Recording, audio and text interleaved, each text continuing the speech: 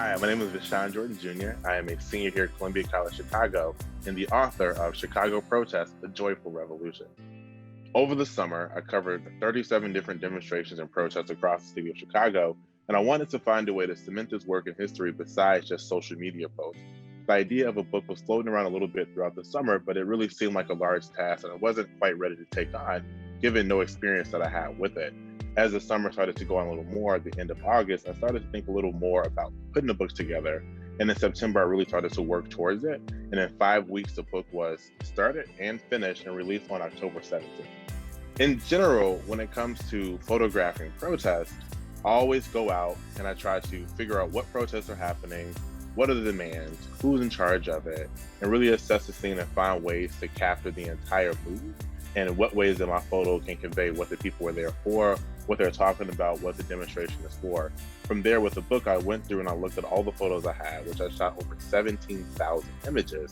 From there, I narrowed it down. Some of the photos were photos that have already been released on social media and different ones that I felt really drove the point home of the protest. And I looked at the choices that I made during the actual protest of which moments to show to kind of guide me into my thinking on the spot.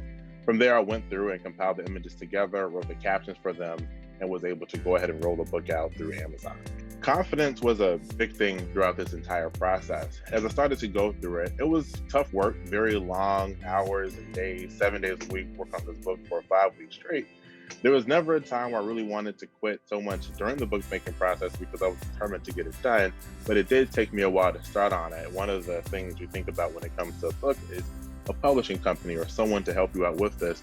So doing this alone was definitely a big task for me. And I tried to reach out to publishing companies, but it just wouldn't work out because one, it takes a long time to do. It also takes a lot of money to start. So with not having the time, the resource or luxury of time or the money to get this book together, that was one thing where I felt that I maybe should not take this task on.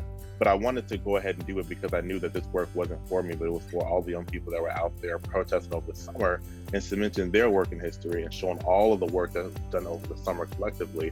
I knew this work was bigger than me and it required my help and my effort to go ahead and do my part to cement what I covered.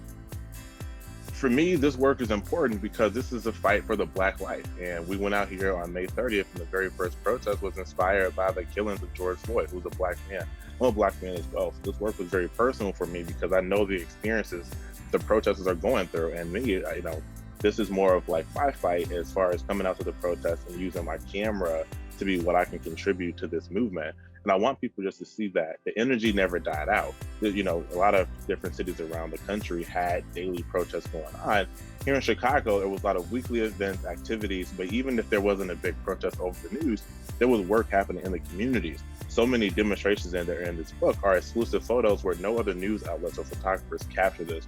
So I want people to know that the work is happening all across the city.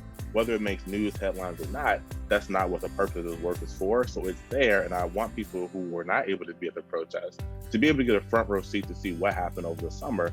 And in the future, when we look back on 2020 and what happened, we talk about who did what, I want the young people of that time to be proud of knowing that today we fought, we worked hard, but in spite of all of the adversity and in spite of everything that we went through, we were able to come together in light, love, and joy, and just live our lives peacefully, which is something that you don't often see of Black people and old news media. Typically, Black trauma is at the forefront. So I wanted to do something to combat that narrative. So the book is available on Amazon. You can go check it out at Amazon and search Chicago Protest, A Joyful Revolution. If you have Amazon Prime, you can get the book in 2 days. They're all made to order and shipped directly to the customer.